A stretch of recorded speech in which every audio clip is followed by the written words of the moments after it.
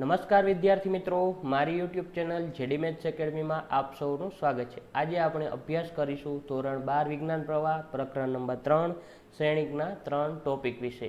તો એમાં પ્રથમ ટોપિક છે કે પરિવર્ત શ્રેણિક કોને કહેવાય।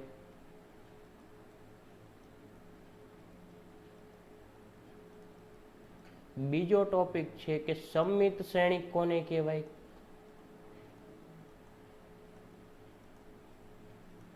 અને ત્રીજો ટોપિક છે કે વિસમિત શ્રેણિક કોને કહેવાય।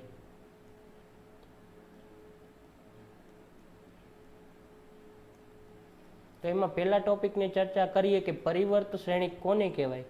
તો પરિવર્ત શ્રેણિક એટલે બીજું કાંઈ જ નહીં, કોઈ પણ એક શ્રેણિક આપેલો છે, એના હારને સ્તંભમાં કન્વર્ટ કરવાના અને સ્તંભને હારમાં કન્વર્ટ કરવાના, એટલે જે નવો શ્રેણિક મળે એને શું કહેવાય? પરિવર્ત શ્રેણિક કહેવાય।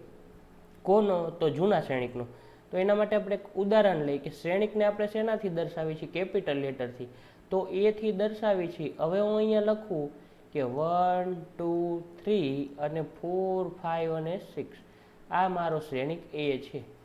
હવે આની કક્ષા શું થાય? તો કક્ષા એટલે તમને ખ્યાલ હોવો જોઈએ કે હારની સંખ્યા ગુણ્યા સ્તંભની સંખ્યા, એટલે હારની સંખ્યા કેટલી છે? તો 2 છે, ક્રોસ સ્તંભની સંખ્યા કેટલી છે? 3 છે। તો આ શું થઈ ગયું? શ્રેણિક એ।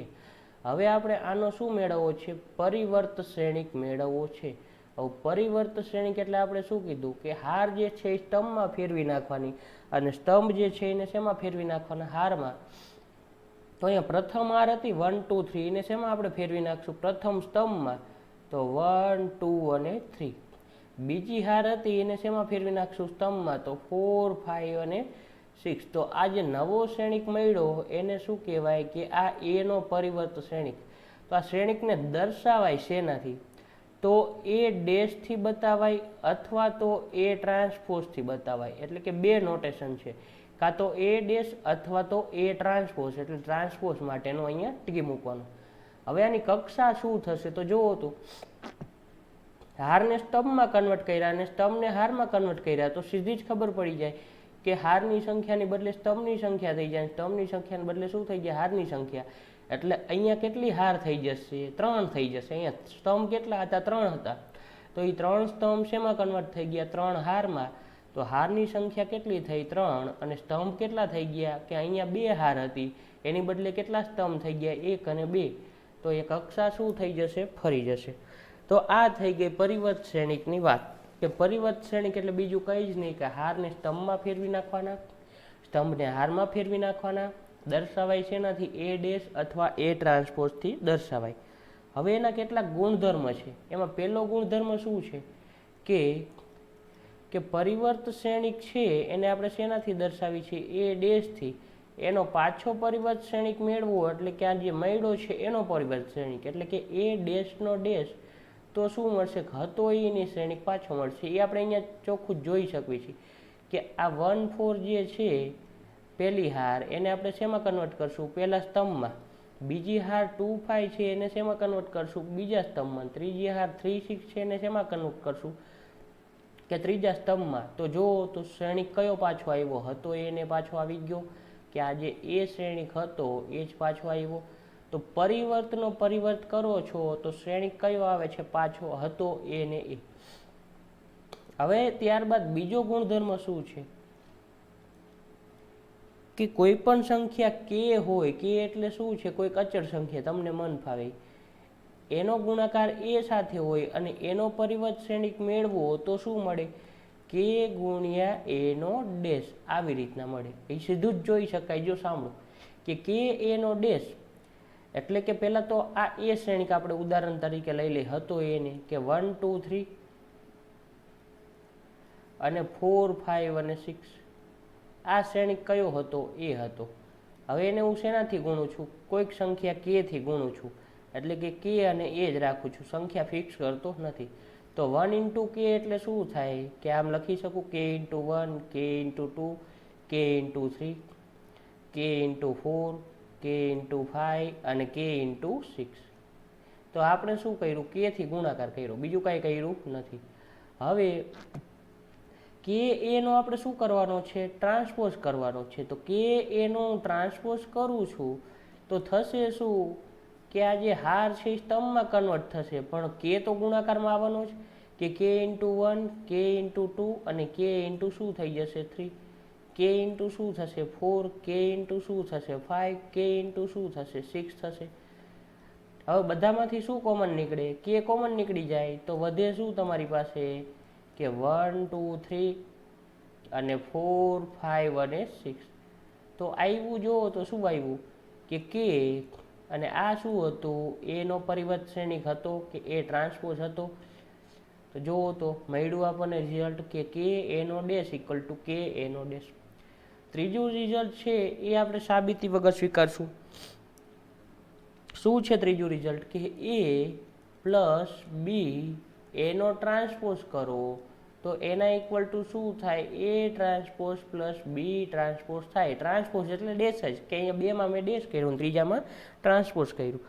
તો શું થશે કે એ પ્લસ બીનો transpose equal to A transpose plus B transpose થશે. હજી ચોથું પણ શું કરવાનું છે, સાબિતી વગર યાદ રાખવાનું છે કે એ ગુણ્યા બી એટલે કે બેનો ગુણાકાર કરવાનો અને એનો ટ્રાન્સપોઝ ઇક્વલ ટુ શું થાય તો ખાસ ધ્યાન રાખવાનું, ગુણાકારમાં ફરી જશે કે પહેલાં શું આવી જશે બી ટ્રાન્સપોઝ આવશે અને પછી શું આવશે એ ટ્રાન્સપોઝ.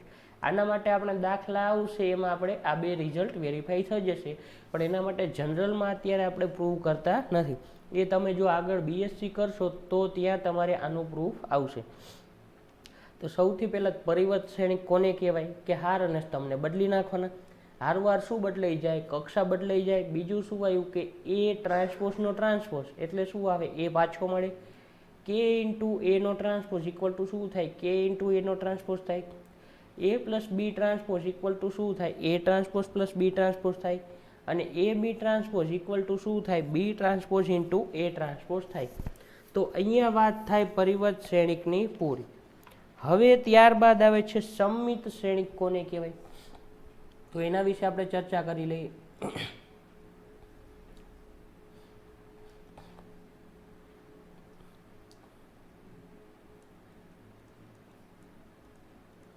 સમમિત શ્રેણિક. હવે સમમિત શ્રેણિક કોને કહેવાય તો કોઈ પણ એક શ્રેણિક એ જે છે એના માટે તમે ટ્રાન્સપોઝ મેળવી શકો એટલે કે પરિવર્ત શ્રેણિક મેળવી શકો. તો એ શ્રેણિક માટે તમે એનો ટ્રાન્સપોઝ મેળવો. હવે બે શ્રેણિક એવું જરૂરી નથી કે સરખા આવી. અહીંયા જો શું થતું હતું કે 1 2 3 4 5 6 આવા હતા અને અહીંયા શું મળતું હતું 1 2 3 4 5 6, પણ અહીં હાર અને સ્તંભની સંખ્યા કેવી થઈ જતી હતી બદલાઈ જતી હતી. હવે જો તમે શ્રેણિક એ એવો લો છો કે જેનો તમે પરિવર્ત શ્રેણિક મેળવો છો તો બંને કેવા આવે છે સરખા આવે છે, એટલે કે એ અને એનો ટ્રાન્સપોઝ બે કેવા આવ્યા સરખા આવ્યા. તો શ્રેણિક એ જે છે એને શું કહેવાય સમમિત શ્રેણિક કહેવાય. ફરી વખત બોલું છું એક વખત કે શ્રેણિક એ તમે એવો પસંદ કરો છો કે એનો પરિવર્ત શ્રેણિક તમે મેળવો છો તો બંને શ્રેણિક કેવા આવે છે સરખા, એટલે કે મેઇન શ્રેણિક અને એનો પરિવર્ત શ્રેણિક બે સરખા આવે તો કેવી રીતે બતાવાય એ ઇક્વલ ટુ એના ટ્રાન્સપોઝથી બતાવાય અને એ ઇક્વલ ટુ એ ટ્રાન્સપોઝથી બતાવી દો તો શું થાય કે જે શ્રેણિક એ હતો એને શું કહેવાય સમમિત શ્રેણિક કહેવાય. આટલી વસ્તુ ખ્યાલ આવી ગઈ. હવે આવે છે એના પછીનો ટોપિક વિસંમિત શ્રેણિક. હવે વિસંમિત શ્રેણિક કોને કહેવાય તો બીજું કંઈ ખાસ નથી. શ્રેણિક એ હતો એનો તમે શું મેળવો છો એ ટ્રાન્સપોઝ મેળવો છો. તો શું થાય છે કે એ ઇક્વલ ટુ એ ટ્રાન્સપોઝ નહીં પણ એ ઇક્વલ ટુ માઇનસ એનો ટ્રાન્સપોઝ, એટલે કે માઇનસ નિશાની શું નીકળતી હોય આખા શ્રેણિકમાંથી કોમન નીકળતી હોય અને પછી શ્રેણિક એ મળતો હોય તો એને શું કહેવાય વિસંમિત શ્રેણિક કહેવાય. હવે આના માટે આપણે એક ઉદાહરણ લઈ લઈએ કે હું શ્રેણિક લઉં 1 0 0 0 1 0 અને 0 0 1. આ શ્રેણિક લીધો, આને હું શું કહું છું એ કહું છું. હવે આનો પરિવર્ત શ્રેણિક મેળવવું તો 1 0 0 જે હતા પહેલી હાર એ કેવી રીતે લખી શકું 1 0 0 થી લખી શકું. 0 1 0 હતા એને શેનાથી લખી શકું 0 1 0 થી લખી શકું અને 0 0 1 હતા એને શેનાથી લખી શકું 0 0 1 થી લખી શકું. તો જુઓ તો આ શું મેળવું આપણે એનો ટ્રાન્સપોઝ મેળવો. એ અને એનો ટ્રાન્સપોઝ કેવા થયા? સરખા થયા. તો આવા શ્રેણિકને શું કહેવાય? સમમિત શ્રેણિક કહેવાય. હવે વિસંમિત શ્રેણિક માટે આપણે એક ઉદાહરણ લઈ લઈએ.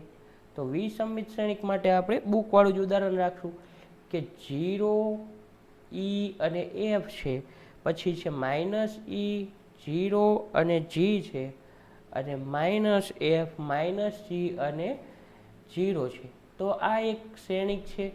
આવાનો પરિવર્ત શ્રેણિક મેળવવી તો શું થઈ જાય કે 0 E F ક્યાં આવતું રહે? સ્તંભમાં આવતું રહે. પછી -E 0 અને G ક્યાં આવતું રહે?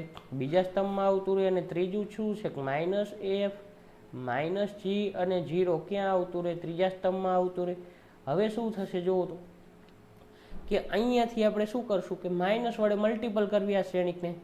તો માઇનસ વડે મલ્ટિપલ કરો છો તો 12થી મલ્ટિપલ કરવા પડે કે 12 શું કર્યું? માઇનસ કોમન કાઢ્યા અથવા માઇનસ વડે અંદર 12 મલ્ટિપલ કર્યા.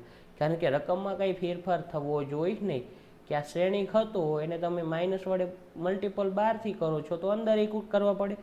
તો 0ના 0 એમના -E ઇન્ટુ માઇનસ એટલે કેવા થાય? +E -F ઇન્ટુ માઇનસ એટલે કેવા થાય? F.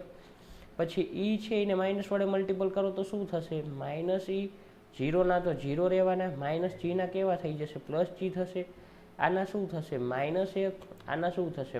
-G અને આના શું થશે? 0.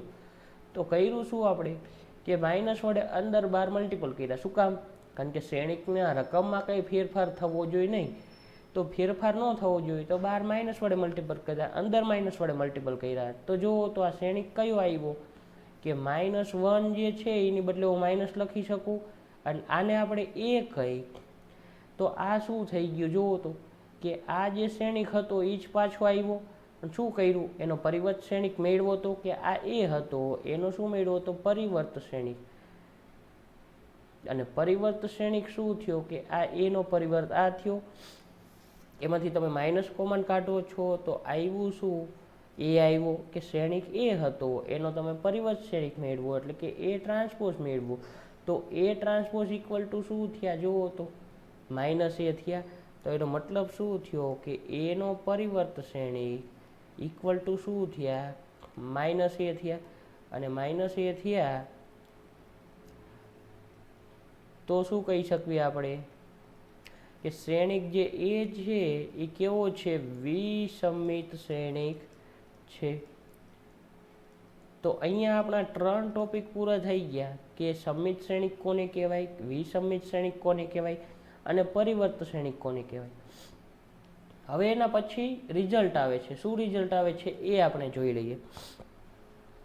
એના પછીનું એક રિઝલ્ટ એવું છે કે એ જે શ્રેણિક છે પ્લસ એનો ટ્રાન્સપોઝ એટલે કે a પ્લસ એ ટ્રાન્સપોઝ જે છે એ કેવો થાય?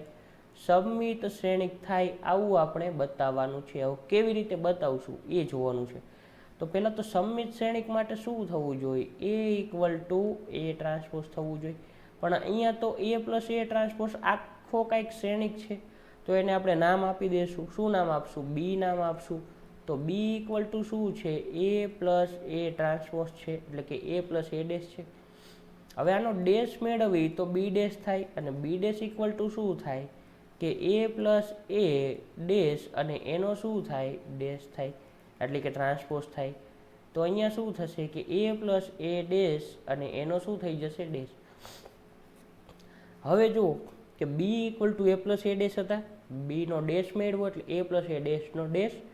હવે અહીંયા નિયમ લગાડવી આપણે કે a પ્લસ b નો ડેશ હતો તો શું કહી શકતા હતા કે a dash plus b dash એટલે કે a dash plus A dash અને એનો શું કરવાનો? ડેશ. હવે એ ડેશના તો એ ડેશ જ રહેશે. એ ડેશનો ડેશ એટલે શું થઈ જાય? એ થઈ જાય. હવે શ્રેણિકના સરવાળા જે છે એ ક્રમના નિયમનું પાલન કરે એટલે કે એ ડેશ પ્લસ એ છે એને તમે શેનાથી દર્શાવી શકો? એ પ્લસ એ ડેશથી બતાવી શકો. બેમાં કાંઈ ફરક પડવાનો નથી. તો બી ડેશ હતો ઇક્વલ ટુ તમે શું લાવ્યા? એ પ્લસ એ ડેશ અને એ પ્લસ એ ડેશ એટલે શું થાય? બી થાય. તો આપણે બતાવ્યું શું? બી ડેશ ઇક્વલ ટુ બી એટલે કે એ નો ટ્રાન્સપોઝ ઇક્વલ ટુ એ એટલે કે બી નો ટ્રાન્સપોઝ ઇક્વલ ટુ બી. આવું બતાવ્યું અને આવું બતાવ્યું તો એ પ્લસ એ ડેશ છે એને શું કહેવાય? સમમિત શ્રેણિક કહેવાય.